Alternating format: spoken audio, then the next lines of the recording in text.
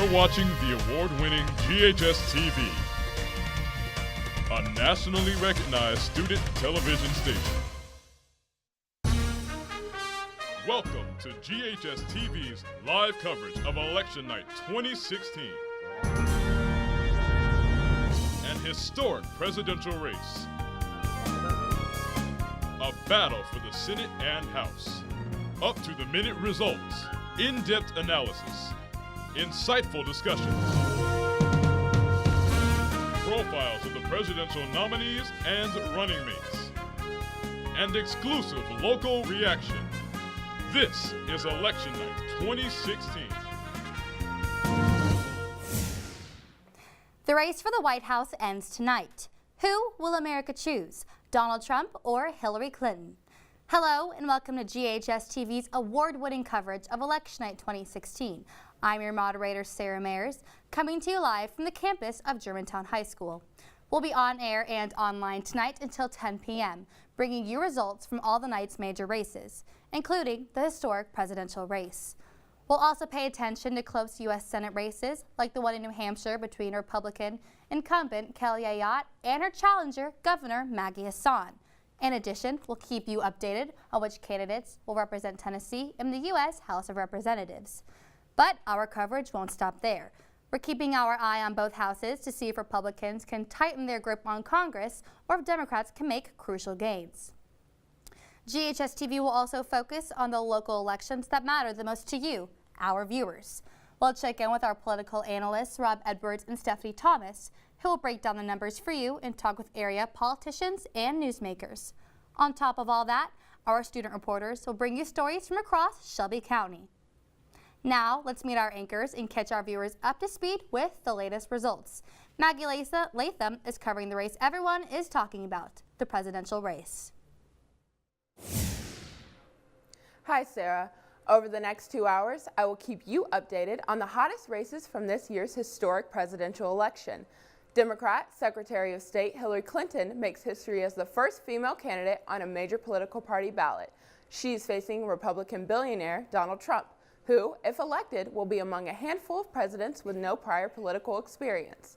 These two candidates have clashed this election season on a number of issues, including the economy, immigration, foreign policy, reproductive rights, and more.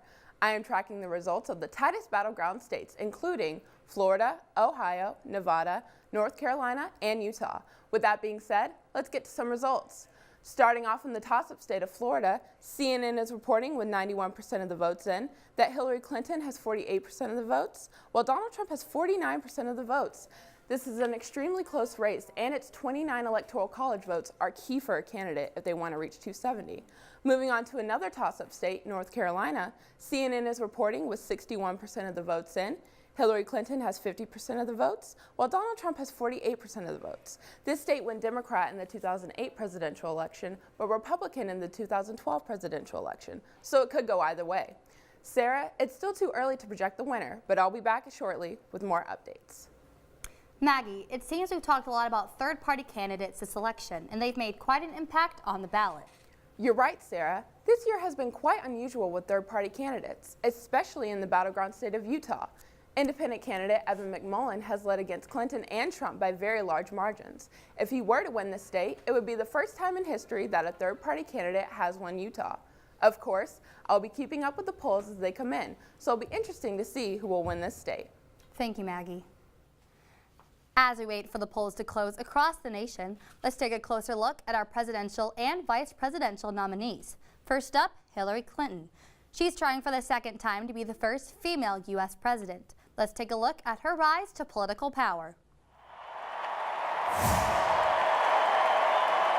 I may become the first woman president, but one of you is next.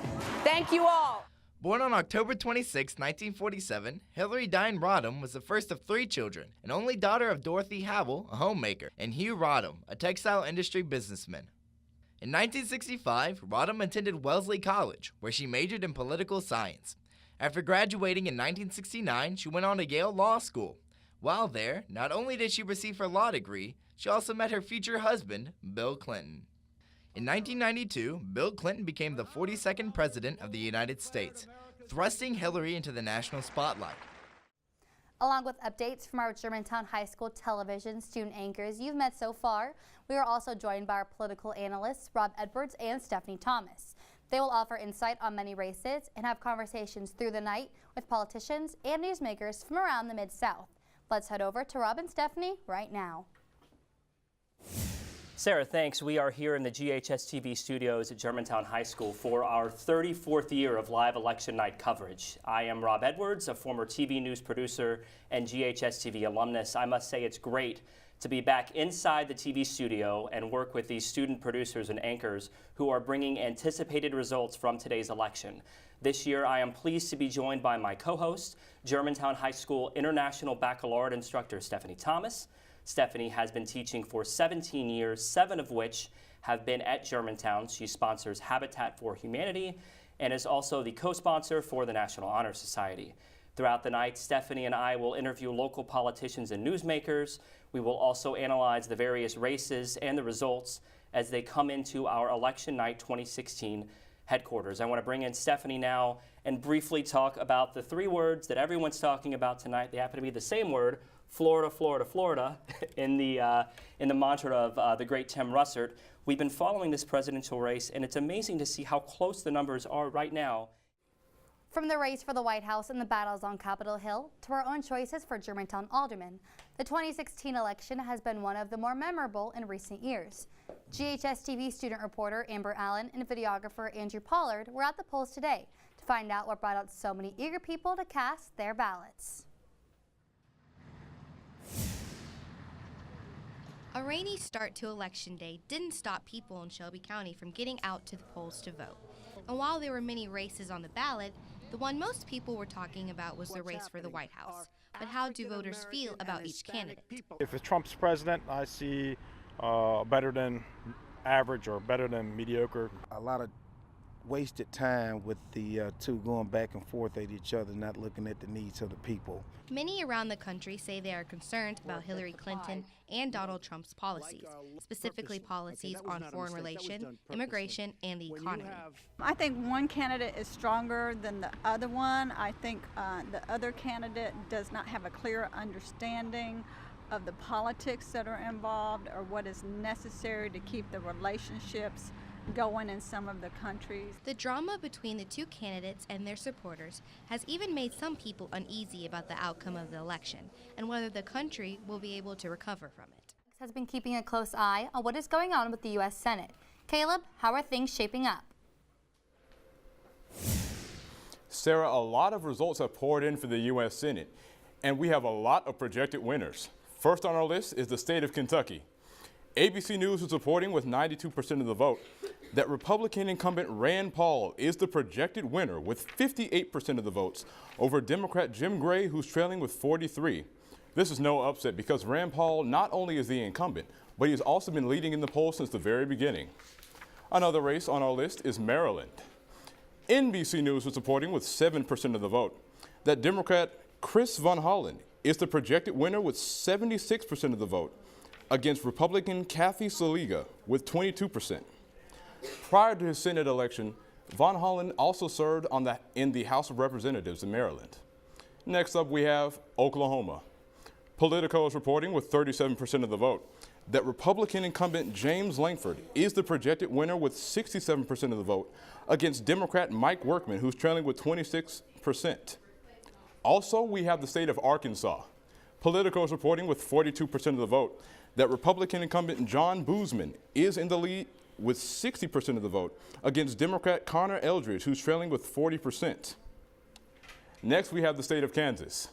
Politico is reporting with 20% of the vote that Republican incumbent Jerry Morin is in the lead with 57% of the vote against Democrat Patrick Wisner, who's trailing with 38%. Prior to being in the Senate, Morin served on the state Senate and the state House.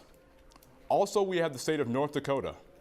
NBC News was reporting with 9% of the vote that Republican incumbent John Hoeven is the projected winner with 86% of the vote against Democrat Elliot Glassheim, who's trailing with 11%.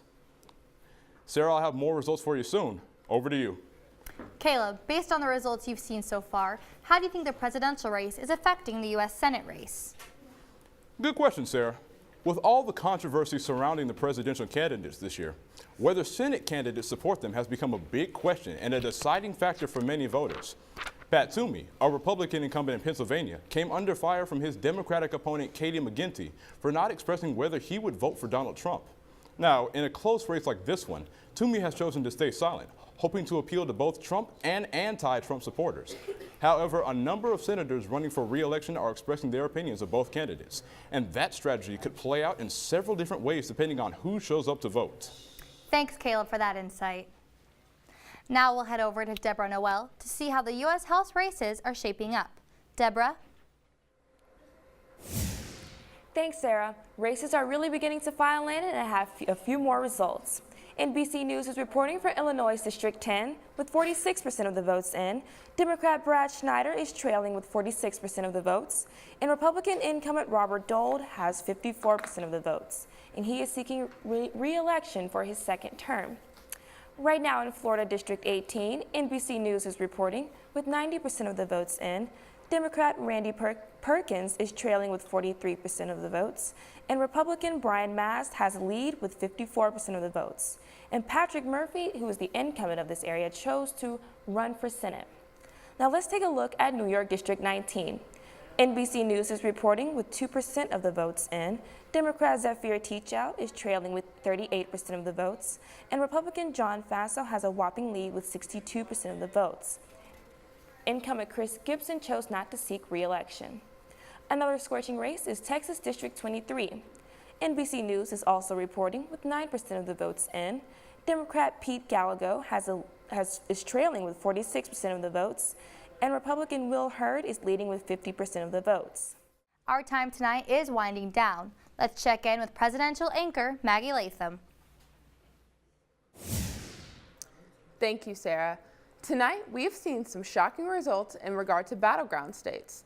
So far, Trump is leading in Arizona, Michigan, and Florida, and has claimed electoral college votes from the battleground state of Ohio.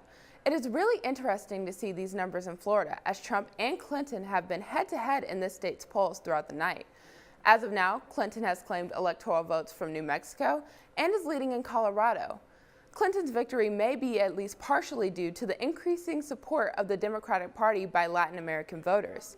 It's been exciting to follow this historic race all night long, but it's not over yet, as many states have yet to be called. But for right now, I'll throw it right back over to you, Sarah. The race for the White House was expected to impact both congressional houses. Caleb Suggs is here with a final rundown of the hot Senate races. Thank you, Sarah. It has been a very tight and interesting race between the Democratic and Republican parties for control over the Senate. However, after looking over the results we have collected tonight, it seems the Republican Party has remained on top. States like Alabama and Florida staying red is exactly what the party needed in order to keep control over the Senate. Not only have the Republicans won the seats they needed in many battleground states, they have also won re-elections all across the country. As for the Democrats, not gaining the number of seats needed means hope of gaining control over the Senate is diminished. However, results are still coming in from the West, so control of the Senate could change at any moment. It will be interesting to see what happens at the end of the night. For the final time, Sarah, back to you. Now let's turn to the U.S. House of Representatives. Deborah, what trend have you seen throughout the night? Thanks, Sarah. Throughout the night, we have brought you the results of the hottest races from districts all across the country. CNN reported that the Republicans were predicted to maintain control in the House tonight, securing their hold in the House. The House now stands with the Republicans holding 238 seats and the Democrats holding only 197 seats. It's too close to tell, but if Trump wins as predicted in the election tonight, the House could experience a gridlock due to the fact that most Republicans in the House do not agree with the policies that Trump has discussed. In addition, Speaker Paul Ryan could possibly have a tough time during the next session, with Donald Trump being the president, because Ryan did not initially support him, and their relationship has been rocky throughout the race. For the last time, Sarah, I'm turning it back to you. National races may be getting all the attention tonight, but it's the state and local races that will impact you the most. Time to get one final look at how the state races played out. Here's Scarlett Simpson. Thanks, Sarah. Despite the high hopes of the Democrats in these Tennessee state elections, Republicans are still in control of the state. Many incumbents in the U.S. House, State House, and State Senate ran unopposed, like Republican Mark Lovell in U.S. House District 95 and Republican Mark Norris in State Senate District 32, ensuring their position for another term.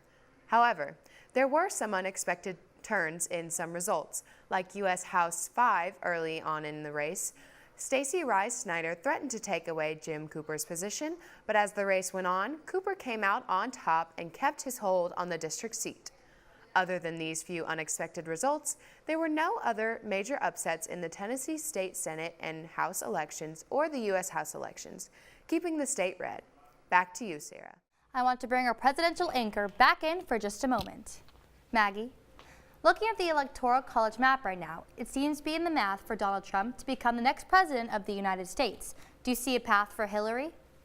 Well, Sarah, just in the last 10 minutes, 2 more states were called. Starting off in the state of Virginia, CNN is projecting with 89% of the votes in. Hillary Clinton is a projected winner with 48% of the votes, while Donald Trump has 46% of the votes. This is not surprising, as Clinton's running mate is Tim Kaine, the senator of Virginia. And next I have an update on Colorado, where CNN is reporting with 68% of the votes in that Hillary Clinton is a projected winner with 49% of the votes, while Donald Trump has 44% of the votes. This is not an upset, as the state was projected to go to Clinton.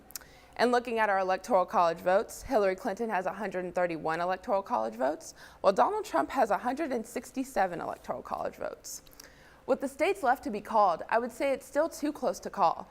Trump would be sitting on a major upset because all the polls and predicted electoral maps had Clinton winning. But Trump still needs to win all the battleground states and flip a major blue state. Sarah? Thank you, Maggie. Tonight's events have certainly been historic and help remind all of us of the great democratic traditions of our country.